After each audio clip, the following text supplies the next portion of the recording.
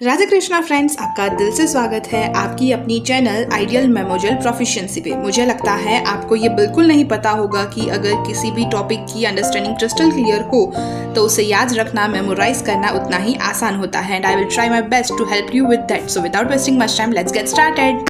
Hello, welcome back to the another video of homeopathy materia medica from JD Patil, जिसमें से हमने first part में देखा था कुछ definition and basic the rise of homeopathy. आज हम करने वाले हैं the fall of homeopathy and fall and rise of homeopathy मतलब। और उससे पहले जो भी हमने कल के वीडियो में किया था उसको एक क्विकली गो थ्रू रिविजन के रूप में, यानी कि सारे पॉइंट्स एक बार सिर्फ आपकी आंखों के सामने से निकल जाए और सारे पॉइंट्स आप एक बार फिर से सुन लो ताकि क्विक रिविजन हो जाए कल की वीडियो का। उसके लिए हम एक बार रफ रीडिंग कर लेते हैं, सिंपली रीडिंग कर लेते हैं इस सारे पॉइंट्स की जो हमने कल के वीडियो में कवर अप किया था। सो without wasting much time, let's get started. Definition: Homeopathy is a specialized system of medicine for treating human beings and animals discovered by Samuel Hahnemann, Dr. Samuel Hahnemann, on the basis of simple principles similia similibus curantia. The word homeopathy is derived from the Greek word homeos, meaning like or similar, and pathos, meaning suffering. Dr. Samuel Hahnemann discovered it in 1790 in Germany.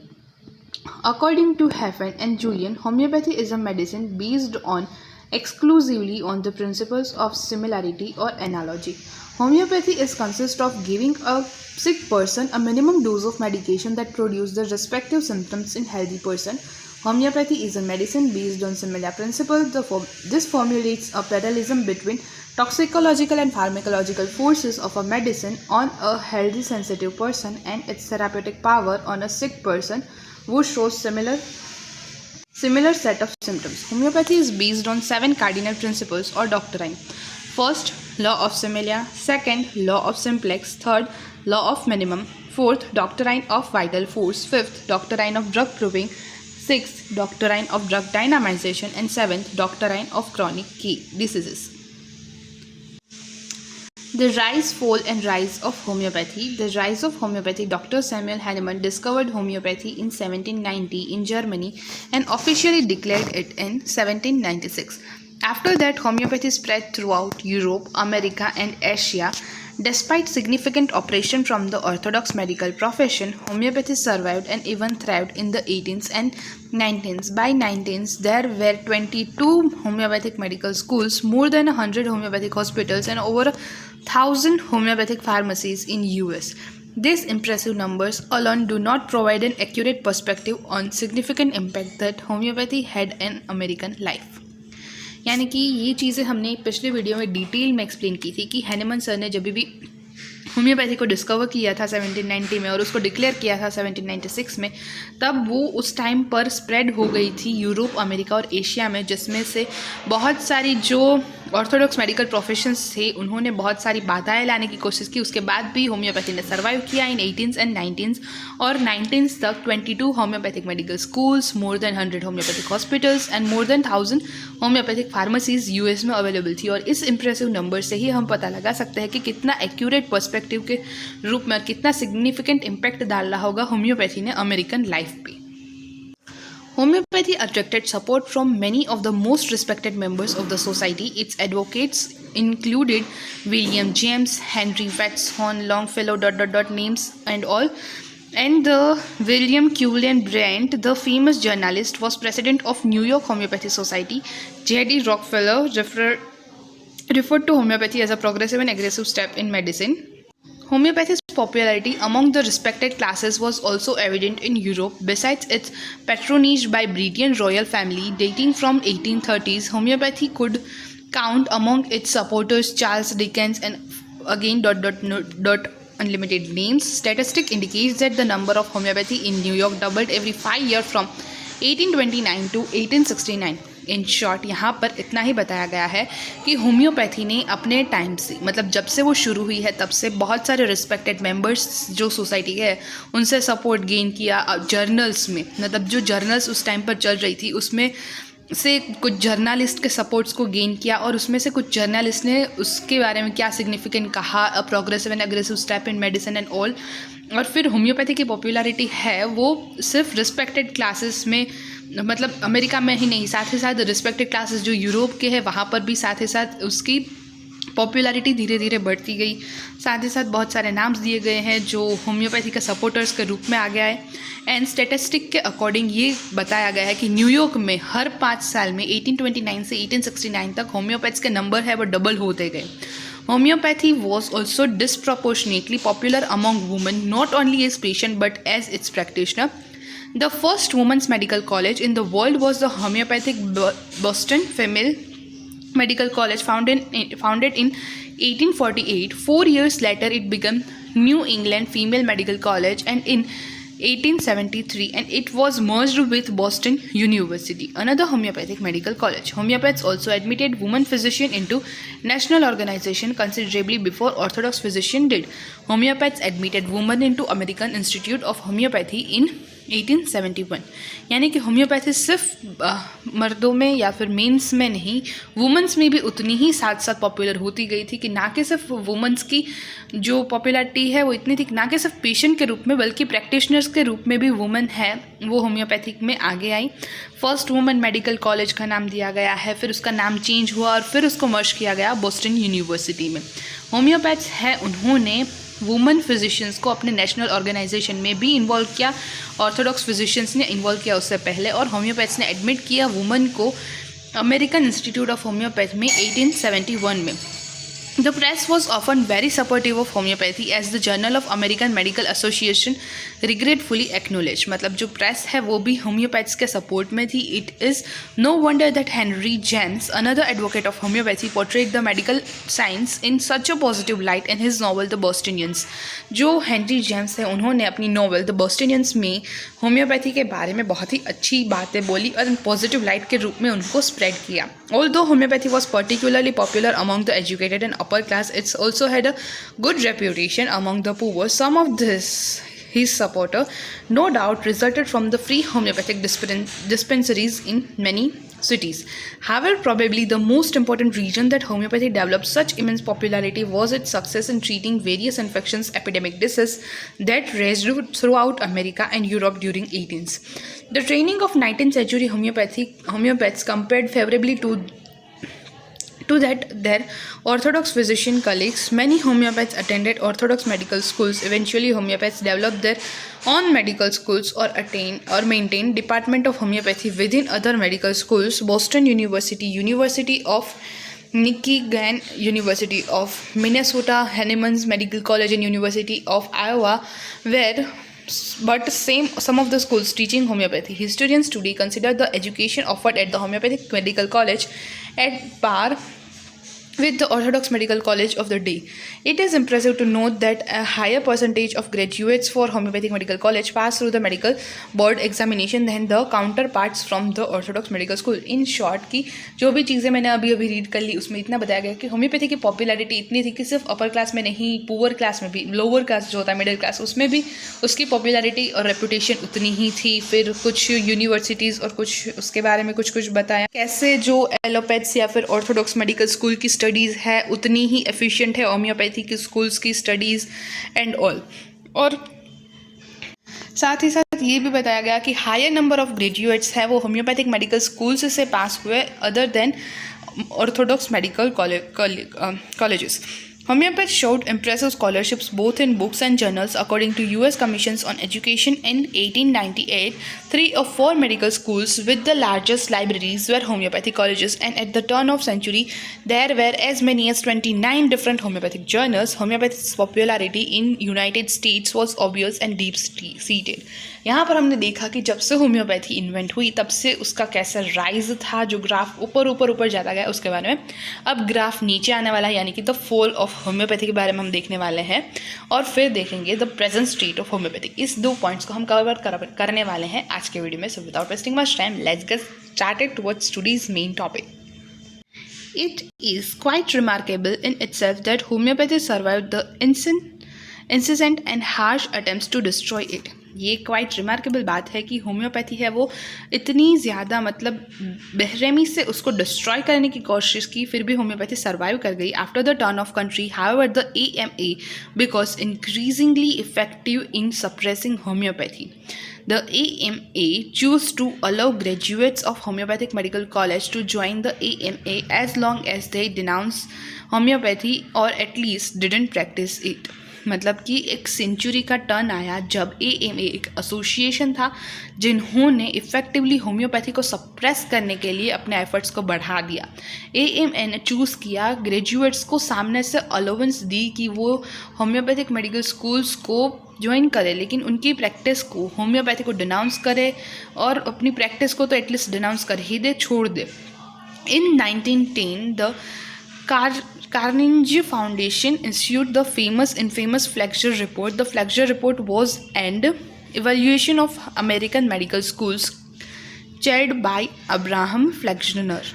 तो एक report था उस time पर, Flexner report, kind of Google review, जो उस time पर उन्होंने American medical schools का एक रिव्यू निकाला. The report place the highest value on those medical college that had a full-time teaching faculties and those schools that taught a pathology and physiochemical analysis of the human body. Homeopathic colleges were faulted because of their preference for employing professors who were not simply teachers or researchers but also in clinical practice.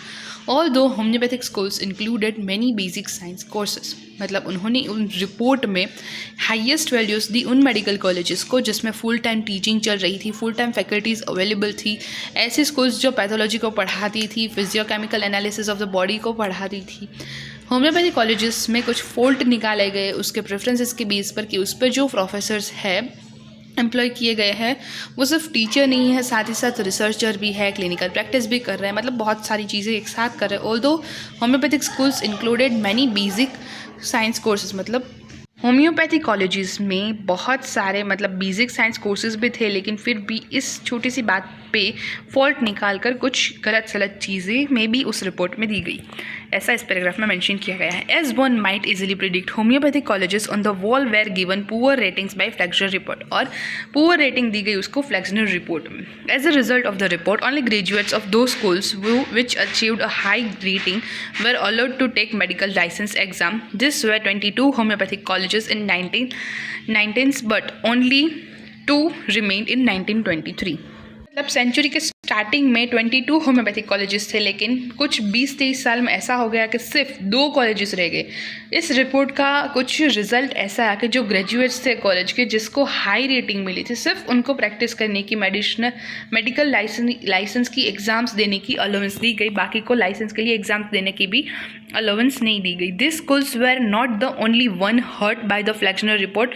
Of the 7 black medical schools only 2 survived. ये schools है वो सिर्फ एक ऐसी नहीं है जिसको फ्लैक्सनर report ने डिस्ट्रॉय कर दिया, लेकिन सिर्फ 7 ब्लैक मेडिकल स्कूल्स में से 2 ही सर्वाइव कर पाई.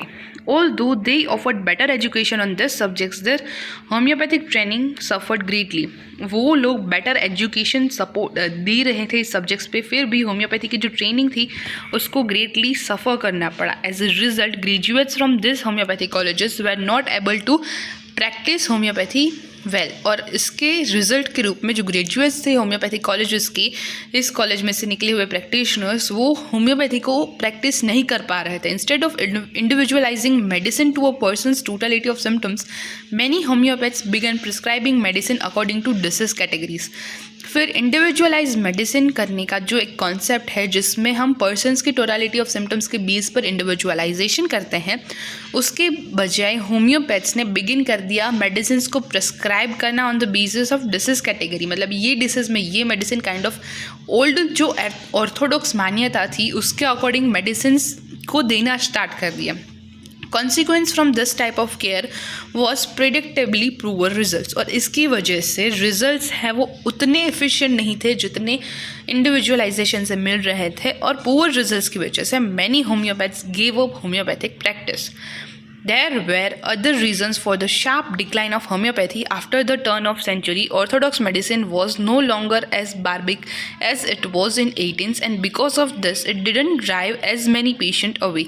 Orthodox physicians also began incorporating several homeopathic medicines into their practice. मतलब इसी रीज़न की वजह से सिर्फ होम्योपैथी डिक्लाइन नहीं हुई, होम्योपैथी का जो टर्न ऑफ सेंचुरी के बाद जो फॉल हुआ है उसके लिए और भी चीज़ें रिस्पॉन्सिबल है। जो ऑर्थोडॉक्स मेडिसिन्स थी वो अब उतनी ज़्यादा वोग में, उतनी ज़्यादा प्रेवलेंट नहीं थी उस टाइम पे, और उसकी वजह से वो ज़्यादा पेशेंट को भी अपनी तरफ अट्रैक्ट नहीं कर पा रही थी। उसकी वजह से जो ऑर्थोडॉक्स फिजिशियंस थे उन्होंने कुछ होम्योपैथिक मेडिसिन्स को अपनी प्रैक्टिस में देना स्टार्ट किया, although they didn't prescribe the small dose as the homeopaths, जबकि उन्होंने उस मेडिसिन्स को स्मॉल डोजेस में प्रिस्क्राइब नहीं किया जैसे होम्योपैथ्स करते हैं।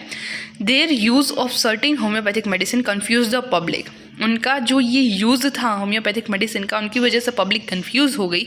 वो were having increasing difficulty in distinguishing orthodox physician from homeopathic physicians, और फिर वो पहचान नहीं पा रहे थे कि कौन से होम्योपैथ फिजिशियन है, कौन से ऑर्थोडॉक्स फिजिशियंस है। इस कन्फ्यूजन की वजह से, इस कन्फ्यूजन जो पब्लिक में पैदा हुई उसकी वजह से डिफ़िकल्टी हुई रियल होम्योपैथ्स को। Another factor in the decline of homeopathy was it's economic viability.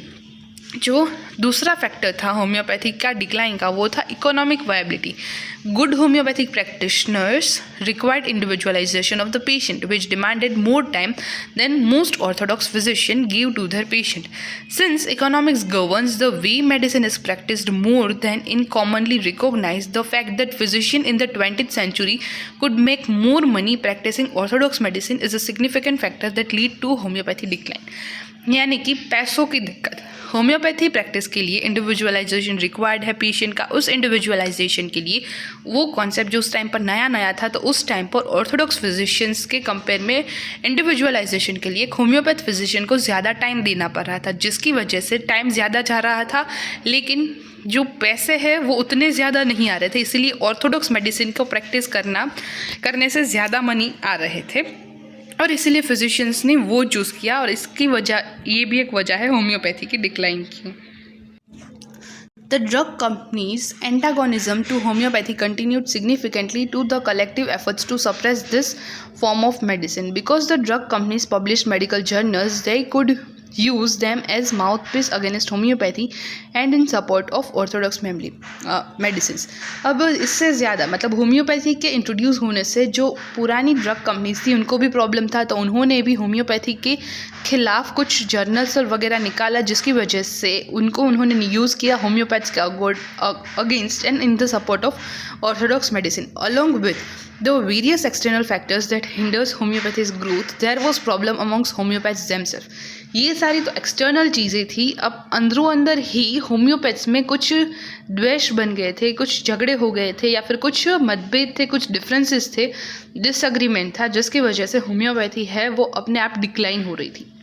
Along with the various external factors that hindered homeopathy's growth, there was a problem amongst homeopaths themselves। Disagreement within homeopathy has a long tradition मतलब लंबे समय से कुछ disagreements चल रहे थे homeopathy को लेकर। The most famous homeopaths in the US were primarily हैनिमेनियंस।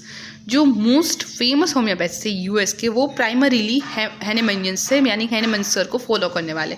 However the majority of homeopaths practising in this country did not prescribe their medicine on the basis of totality of symptoms but primarily according to chief complaint. जबकि majority of homeopaths practitioners थे country के, वो prescribe कर रहे थे medicine totality के base पर नहीं बल्कि चीफ कंप्लेन के बेस पर। This homeopaths prescribe medicine for specific disease and sometimes they prescribe one medicine for persons headache and other for digestive disorder and other for skin problem. और कुछ homeopath कैसे medicine को prescribe कर रहे थे, जैसे कोई स्पेसिफिक डिसीज के लिए की एक मेडिसिन उसने होम्योपैथी की पर्सन के हेडेक के लिए दी, एक डाइजेस्टिव डिसऑर्डर के लिए, एक स्किन प्रॉब्लम के लिए। Hahnemann and his followers were particularly adamant about the use of one medicine at a time। और हैनेमन्स के जो ट्रू फॉलोवर थे उनको पता था कि एक मेडिसिन को एट अ टाइम यूज़ करना चाहिए। Hahnemann refer to those practitioners who use more than a single medicine as pseudo homeopaths and other less kind things. और हैनेमन सर ऐसे प्रैक्टिशनर को जो एक से ज़्यादा मेडिसिन को यूज़ करते थे उनको स्यूडो होम्योपैथ्स यानी कि फोल्स होम्योपैथ्स का उनको नाम दिया, और उसको मतलब उतना इम्पोर्टेंस भी नहीं दिया। After Hahnemann's death, a vast majority of Hahnemannian homeopaths adopted higher potency, और हैनेमन सर के डेथ के बाद मेजोरिटी ऑफ होम्योपैथ्स ने हायर पोटेंसीज को अपना लिया, लेकिन low potency homeopaths however were not converted, लेकिन जो लो पोटेंसी के कुछ होम्योपैथ्स थे वो कन्वर्ट नहीं हुए। And the stage was set for a yet another disagreement between homeopath. एक तो ये था कि प्रिस्क्रिप्शन की मेथड पे कि कोई एक मोनोगेमी पे है, मतलब एक ड्रग को प्रिस्क्राइब कर रहा है तो कोई ज़्यादा ड्रग को प्रिस्क्राइब कर रहा है, जब और दूसरा था कि पोटेंसी, कोई हायर पोटेंसी पे शिफ्ट हो गया तो कोई लो पोटेंसी। तो अंदरों अंदर ही जो डिफरेंस ऑफ ओपिनियन चल रहा था उसकी वजह से भी होम्योपैथी का पतन हुआ। Yet another disagreement between homeopaths, the high and low potency schools of thought develop separate organisation, और उसकी वजह से डिफरेंट ऑर्गेनाइजेशंस हो गए, hospitals and journals. And in 1901 because of various disagreements among homeopaths, Chicago had 4 different homeopathic medical societies, और ये difference of opinion की वजह से 4 different homeopathic medical societies develop हो गई शिकागो में। The poor training that homeopathic medical schools offered after the turn of century ultimately discourage the rigorous approach that Hahnemann method required, और उसके बाद training भी उतनी पुअर हो गई, एजुकेशन सिस्टम भी बिगड़ गया कि होम्योपैथ स्कूल जो ट्रेनिंग ऑफर कर रहा था वो सफिशिएंट इनफ नहीं था, वो अल्टीमेट इनफ नहीं था, जिसकी वजह से हैनेमनियन की जो रियर अप्रोच थी, मेथड थी, वो डिस्करेज हो गई। वो उतनी मतलब उस टाइम पर उतनी वैल्यूएबल नहीं रही, उतनी उस वे में प्रैक्टिस नहीं हुई, और ना ही उस वे में किसी ने सिखाया। By 1950, all the homeopathic colleges in the US were either closed or no longer teaching homeopathy. There were only 50 to 150 practicing homeopathic physicians and most of the practitioners were over 50 years old. उस time पर सिर्फ ऐसे 50 या 150 practising homeopath physicians थे जिसमें से ज़्यादातर 50 years से अब थे। And yet it is hard to suppress the truth, homeopathy has risen again and this time history will be rewritten. और फिर भी ये ट्रूथ को सप्रेस करना हार्ड है क्योंकि होम्योपैथी ने फिर से कमबैक किया, फिर से होम्योपैथी बढ़ी चढ़ी, अपना टाइम लिया, और हिस्ट्री ने फिर से अपनी मतलब दोहराया अपने आप को। The present status of homeopathy. Homeopaths throughout the world experienced various degrees of opposition from orthodox physicians, but not anywhere near the systematic or intense attack as those beset upon them by American doctors. When homeopaths have been given a relative free environment to practice, homeopathy has been able to grow and flourish. आज का जो status है homeopathy का, उसके according जो homeopathy है पूरे world में, उसमें बहुत सारे ऑपोजिशंस तो है ही पुराने फिजिशियंस के, लेकिन उसके साथ साथ अगर होम्योपैथी है उसको अपना एनवायरनमेंट दिया जाए प्रैक्टिस करने के लिए तो वो अपने आप में अच्छे से ग्रो कर सकती है, फ्लरिश कर सकती है। At present in India the number of homeopathic medical college and number of homeopathic practitioner way highest in the world का highest, and now it is homeopathy is flourishing sufficiently throughout the world, और आज फिर से homeopathy पूरे world में बढ़ रही है। इन शॉर्ट, एक बात जो हमें इस सारी चीज़ों से सीखनी है वो ये है कि ट्रू चीज़ जो हैनेमन सर ने इंट्रोड्यूस की है ये सिस्टम में, उसको फॉलो करें और जितना हो सके उतना ट्रूथ के अराउंड ही रहे।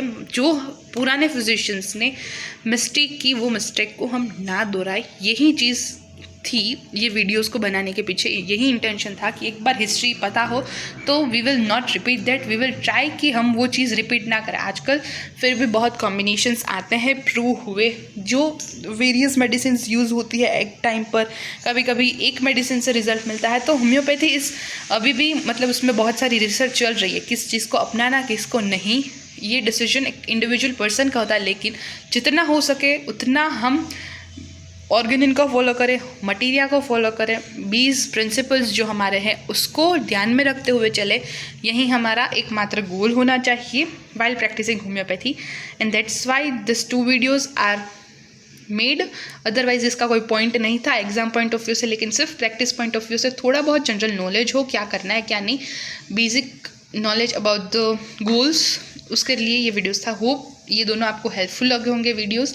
और फिर भी अगर कुछ भी है, आप कुछ कहना चाहते हो, पूछना चाहते हो, there is a comment section, you can definitely comment, and please do like the video, share the video and subscribe to the channel. मिलते हैं नेक्स्ट वीडियो में, तब तक के लिए tata, see you, bye bye and take care. Thank you so much guys for watching this video till now. Also give your valuable feedbacks and suggestions in comment section, और हाँ, like करना, share करना and subscribe करना गलती से भी मत भूलना। Stay tuned, take care, मिलते हैं नेक्स्ट वीडियो में, तब तक के लिए टाटा, बाय बाय।